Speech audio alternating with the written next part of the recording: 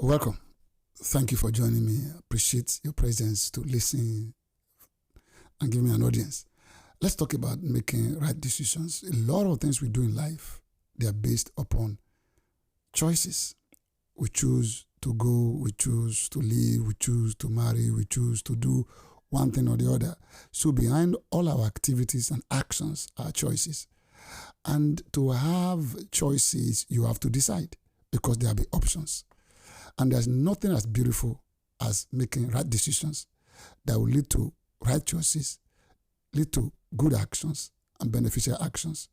You know, a lot of times when we goof up in life, it's simply because we make the wrong choice. And we make the wrong choices because we decide badly. So let's talk about making right decisions. I'm going to give you two keys.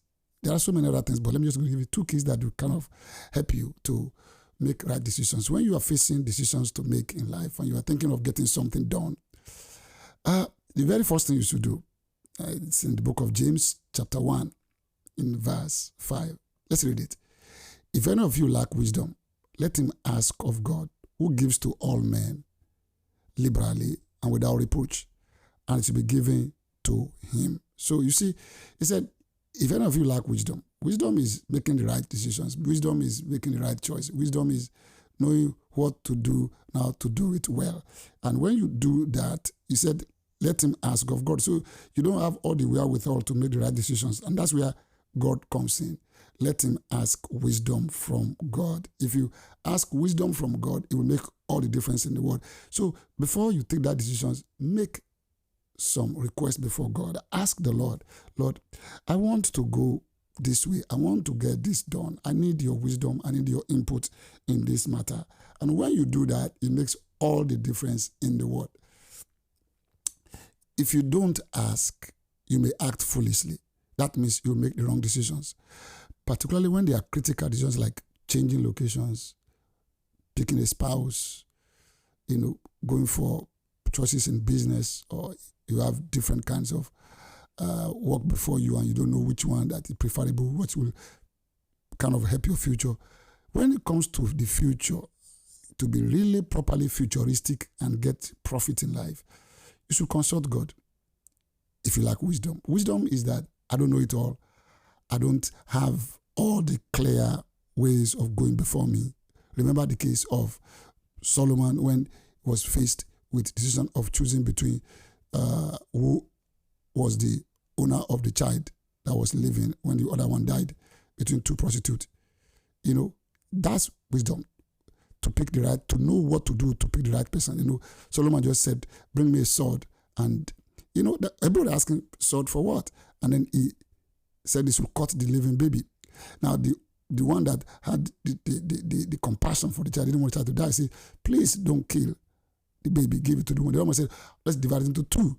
Now, that's not the mother of the baby. So Solomon said, give the baby to that. Is it to go that way? I mean, what will the sword God will do with baby choice? Simple. That's wisdom. Will come from the right way to get the right approach to make something happen. So if you're looking for the right approach, the right way to go about this decision, that's wisdom.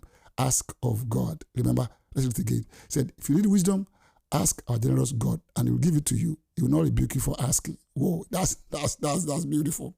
God will not rebuke you for asking. So let's talk. That's the first thing I would like to share with you. The second one I'd like to share with you, is this way. When you are making decisions, you need to also consider this. This is really beautiful. Let me get it for you in the Bible. Matthew chapter 7. It was talking about making right decisions too. Let's find the verse. Okay, just a minute. Let me read it for you. Beautiful, beautiful. Now, this is Jesus says, enter by the narrow gate, for wide is the gate and broad is the way that leads to destruction.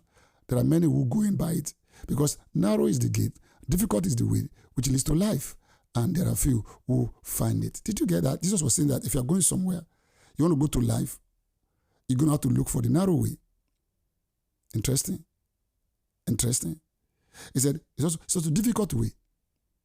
Then he said, the way that leads to destruction, at the end of the day, it's easier and everybody's going on it.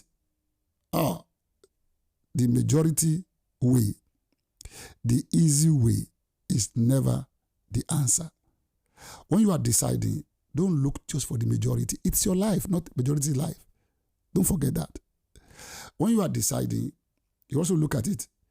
Don't look for the easy way and then the one that's too wide. Let's read that thing again. I want to read another Bible that's different. And let's check it up. It's in the same Matthew 7. Let's read it in New Living Translation. That may give us some kind of, let me find the verse so you can read it together. Listen to this again. You can enter God's kingdom only through the narrow gate. The highway to hell is broad, and the gate is wide for the men who choose that way. But the gateway to life is very narrow, the road is difficult, only if you ever find it. So don't try and make decisions that are general, that are average, that everybody's doing. That means that if everybody's going west, be very careful. The west is not the way to go for you. If everybody's going north, be very careful. Not the way to go for you. And if south is very easy to get through, be careful. It's not the way to go for you. And if it's really, you have to think about it, pray about it, look at it, and it's getting difficult, maybe that's the way to go. Those are the two things I want to share with you today. First, if you lack wisdom, ask of God. And second, don't look for the easy, majority, kind of wide way to choose. So making right decisions fall on these two keys.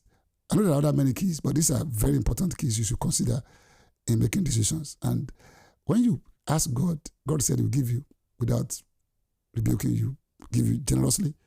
And then as you look at decisions, ask yourself, is this the way for the majority? You should excuse yourself from it.